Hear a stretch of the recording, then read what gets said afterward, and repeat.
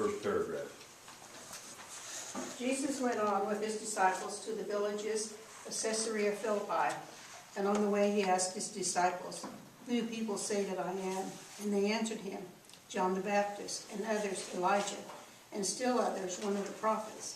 He asked them, "But who do you say that I am?" Peter answered him, "You are the Messiah." And he sternly ordered them not to tell anyone about him. Thank you, Lucy.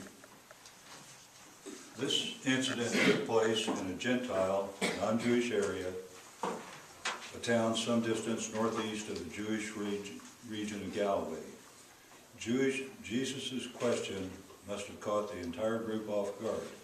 He made no preliminary comments, nor was his question in response to anyone some had asked. Jesus simply and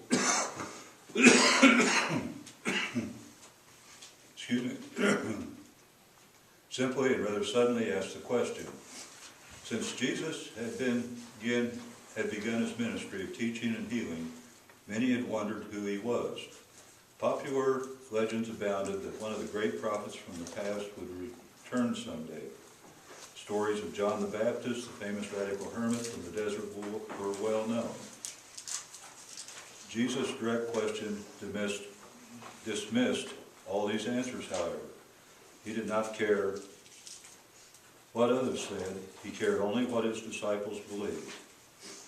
Ever impetuous Peter responded first in calling Jesus Messiah. Peter was saying he believed Jesus was the very special one who would take the throne of David and restore the kingdom of Israel. The special one had been described by the prophets as the anointed one, the one sent by God to redeem the people. Peter was declaring that Jesus was more than popular belief deemed him to be. He was more than the reincarnation of an earlier prophet or of John the Baptist. Jesus was and is the Messiah, the promised one, the one for whom the nation of Israel had long waited. But why do you think he said that he didn't want anyone to know? And then the next paragraph he talks about when to be crucified.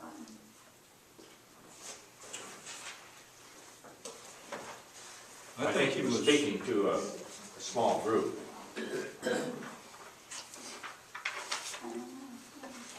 think he wanted to go on teaching and preaching, doing these miracles, the people, so the people to see. Yeah, I think he wanted to spread the word, and I don't think he wanted to be known as Messiah until after the prophecies were fulfilled by his death and resurrection. To prepare, he knew what the end was going to be, even if they didn't realize it. He knew he wasn't going to be around to keep the teaching going, in the sense that he was physically. So it just makes sense that he would begin to prepare the disciples, because it doesn't say how many other people were with him.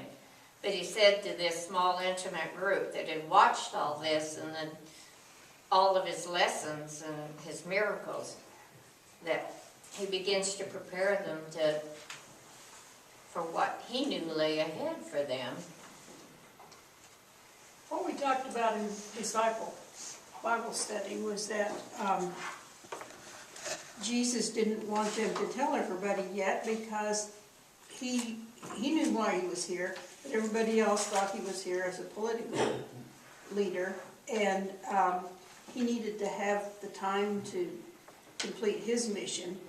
If everyone knew that he was, if they thought he was there to, be the leader of the political nation, then he wouldn't have been able to do what he was there to do. Apparently he didn't need that publicity. He didn't. To work on his own. He hadn't had a chance to do his miracles Yeah. and He really hadn't had a establish. chance to show who he really was. Yeah. It's been, I think he, sorry. Go I ahead, think you Bob. have to tie it into the next paragraph as well. Jesus didn't want the larger group of disciples to know he was the Messiah because the inner circle didn't understand him either.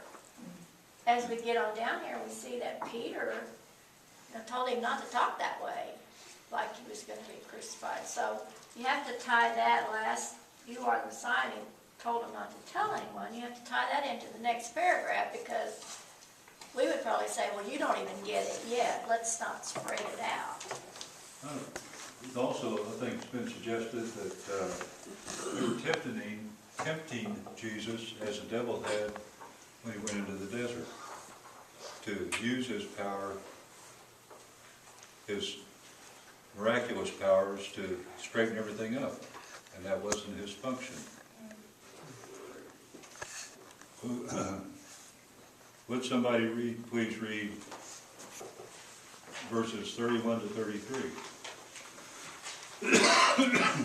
Then he began to teach them that the Son of Man must undergo great suffering and be rejected by the elders, the chief priests, the scribes, and be killed, and after 3 days rise again. He said all this quite openly, but Peter took him aside and began to rebuke him. But turning and looking at his disciples, he rebuked Peter and said, "Get behind me, Satan, for you are setting your mind not on divine things, but on human things." Thank you.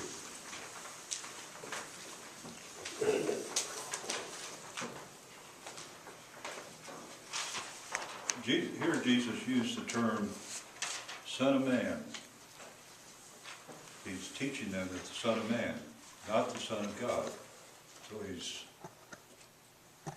expanding or trying to drive home the point that he is, at this time, the Son of Man, not the Son of God.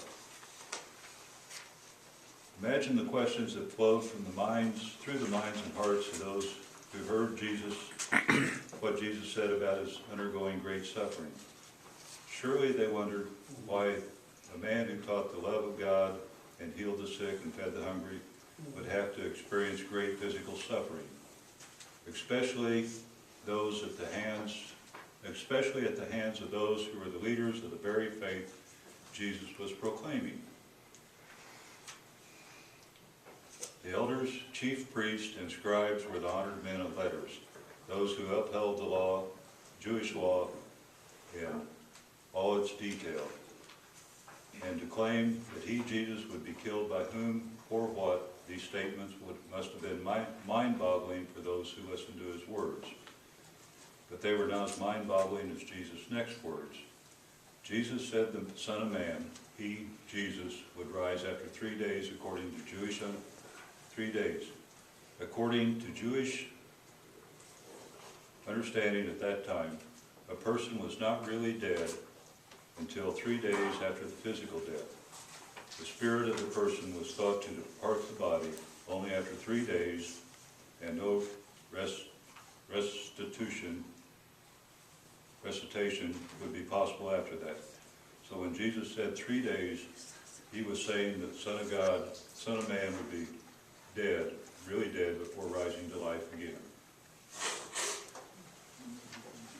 Numerous questions about this.